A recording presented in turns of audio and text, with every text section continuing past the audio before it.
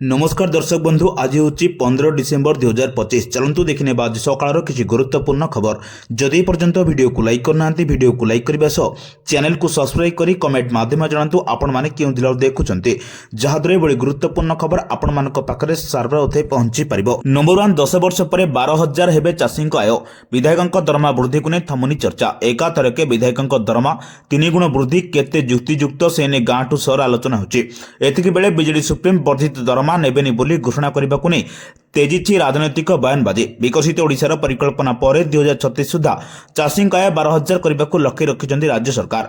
यार भितर विधानसभा पारित होती जनप्रतिनिधि भत्ता और पेंशन बिल 2025। विधायकों दरमा और भत्ता सीधासख 3 गुण वृद्धि कर जो मैंने 1 लाख पाते सीधासख 3.5 लाख पाइबे। नंबर 2 आभ्यंतरण ओडिशा रे हाड़भंगा शीत। राउरकेला सहर सर्वनिम्न तापमात्रा 8.2 डिग्री थिया बेले झारसुगुड़ा 8.9, केन्दुझर 10.6 डिग्री रही। Sambalpur 11.8 degree, Hirakud 13 degree, Bhubaneswar 13.2 degree थिया बेले Baleshwar 14.1 degree, Chandbali 15.15 degree, Paradip 15.5 degree, Gopalpur 16 degree और पुरी रे सर्वनिम्न तापमात्रा 17.1 डिग्री रही। नंबर 3 मनरेगार ना बदलाइले केंद्र सरकार।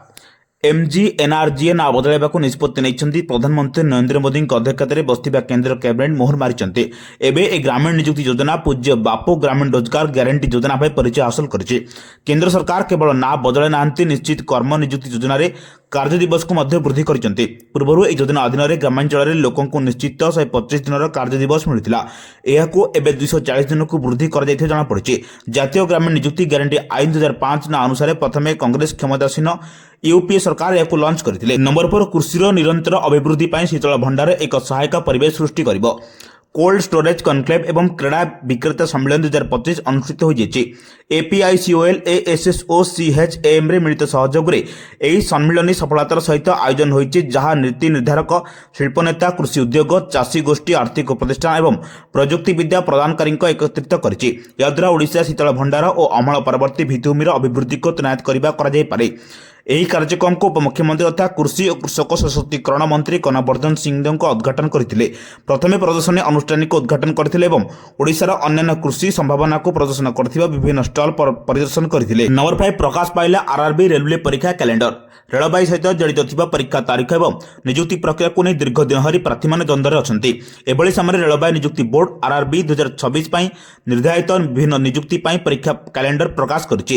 ଏହି କ୍ୟାଲେଣ୍ଡର ପରୀକ୍ଷାର୍ଥୀଙ୍କ ପାଇଁ ଗୁରୁତ୍ୱପୂର୍ଣ୍ଣ ବୋଲି ବିବେଚନା କରାଯାଉଛି।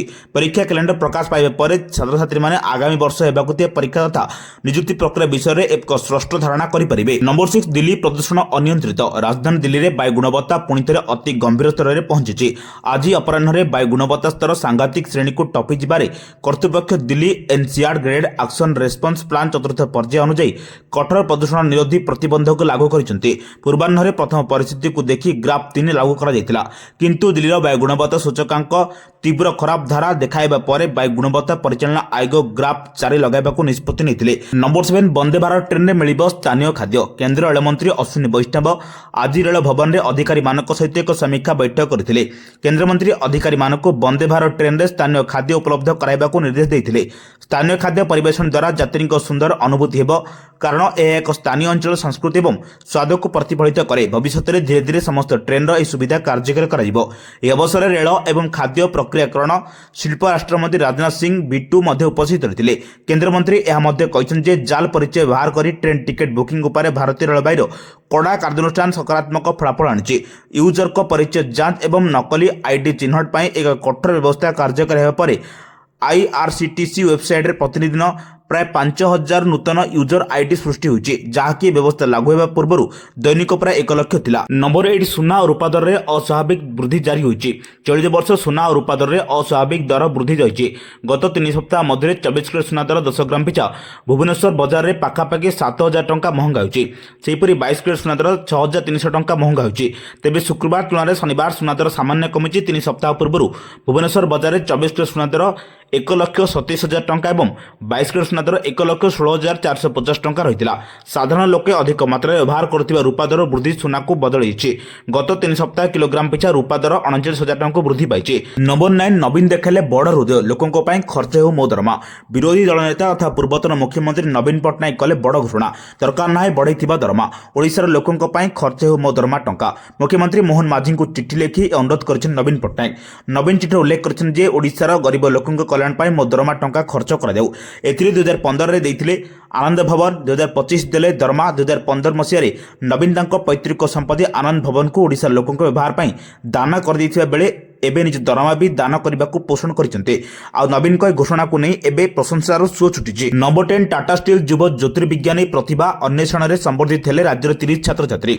ଭୁବନେଶ୍ୱରସ୍ଥିତ ପଠାଣି ସାମନ୍ତ ପ୍ଲାନେଟୋରିୟମରେ 19ତମ ଯୁବ ଜ୍ୟୋତିର୍ବିଜ୍ଞାନୀ ପ୍ରତିଭା ଅନ୍ୱେଷଣ ଗ୍ରାଉଣ୍ଡ ଫିନାଲ 2025 କାର୍ଯ୍ୟକ୍ରମ ଶନିବାର ଆୟୋଜିତ ହୋଇଯାଇଛି।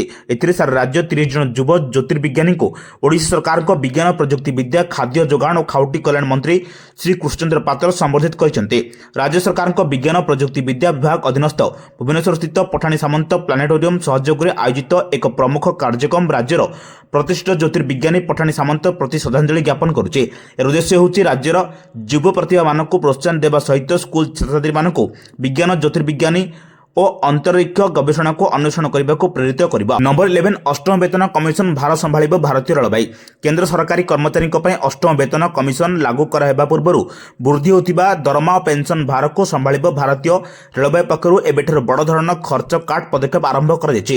ପୂର୍ବତନ ସୁପ୍ରିମକୋର୍ଟ ବିଚାରପତି ରଞ୍ଜନା ପ୍ରକାଶ ଦେଶାଇଙ୍କ ଅଧ୍ୟକ୍ଷତାରେ ଗଠିତ ଏହି କମିଶନ 2026 ମସିହା ଜାନୁଆରୀ 1 ତାରିଖ ନିଜ ସୁପାରିଶ ଲାଗୁ କରିବାକୁ ସମ୍ଭାବନା ରହିଛି। ଏ ଫଳରେ 50 ଲକ୍ଷ କର୍ମଚାରୀ ଓ 69 ଲକ୍ଷ ପେନ୍ସନଭୋଗୀଙ୍କ ବେତନ ବୃଦ୍ଧି ପାଇବ। ରେଳବାଇ ଉପରେ ପଡ଼ିବାକୁ ଥିବା ଅତିରିକ୍ତ ଆର୍ଥିକ ବୋଝକୁ ହ୍ରାସ କରିବାକୁ ଏହି ଆଗୁଆ ପଦକ୍ଷେପ ନିଆଯାଇଛି। ନମ୍ବର 12 ମାଲକାନଗିରିରେ ପୁଣି 36 ଘଣ୍ଟା ବଢ଼ିଲା ଇଣ୍ଟରନେଟ୍ କଟକଣା। ମାଲକାନଗିରି ଜିଲ୍ଲାରେ ପ୍ରଶାସନ ଜିଲ୍ଲାରେ ସୋସିଆଲ ମିଡିଆ ଦ୍ୱାରା ହିଂସା ବ୍ୟାପିବାରୁ ଆଶଙ୍କାକୁ ଦୃଷ୍ଟିରେ ରଖି ଇଣ୍ଟରନେଟ୍ ବ୍ୟାନ୍କୁ ପୁଣି 36 ଘଣ୍ଟା ପାଇଁ ବୃଦ୍ଧି କରିଛନ୍ତି, ଯାହାଦ୍ୱାରା ଡିସେମ୍ବର 15 ତାରିଖ ଦିନ 12ଟା ପର୍ଯ୍ୟନ୍ତ ଏହି କଟକଣା ବଳବତ୍ତର ରହିବ। ଏହି କଟକଣା ଦ୍ୱାରା ହ୍ୱାଟ୍ସଆପ୍, ଫେସବୁକ୍ ଏବଂ ଏକ୍ସ ଭଳି ପ୍ଲାଟଫର୍ମ ବି ଅଚଳ ରହିବ। ପୁଣି ଥରେ ଡିସେମ୍ବର 10 ତାରିଖରେ ଏହାକୁ 24 ଘଣ୍ଟା ପାଇଁ ବୃଦ୍ଧି କରାଯାଇଥିଲା। ଗୁରୁବାର ଶେଷ ହେବାକୁ ଥିବା ଏହି କଟକଣାକୁ ସମ୍ବେଦନଶୀଳ ଆଇନ ଶୃଙ୍ଖଳା ପରିସ୍ଥିତିକୁ ଦୃଷ୍ଟିରେ ରଖି ଏବେ ଆଉ 12 ଘଣ୍ଟା ବୃଦ୍ଧି କରାଯାଇଥିଲା। ଇଣ୍ଟରନେଟ୍ ସେବା ବନ୍ଦ ସମୟସୀମା ବୃଦ୍ଧି। ଡିସେମ୍ବର 8 ତାରିଖରେ ପ୍ରଥମେ 24 ଘଣ୍ଟା ପାଇଁ ଇଣ୍ଟରନେଟ୍ ସେବାକୁ ଅବରୋଧ କରାଯାଇଥିଲା, ପରେ ଡିସେମ୍ବର 9 ତାରିଖରେ 18 ଘଣ୍ଟା ବୃଦ୍ଧି କରାଯାଇଥିଲା। ନମ୍ବର 13 କଲବଲ କରୁଛି ପ୍ରବଳ ଥଣ୍ଡା। ସପ୍ତାହ ହେଲା ପ୍ରବଳ ଜାଡ଼ ଓ ହାଡ଼ଭଙ୍ଗା ଶୀତ ଅସ୍ତବ୍ୟସ୍ତ କରି ପକାଇଲାଣି।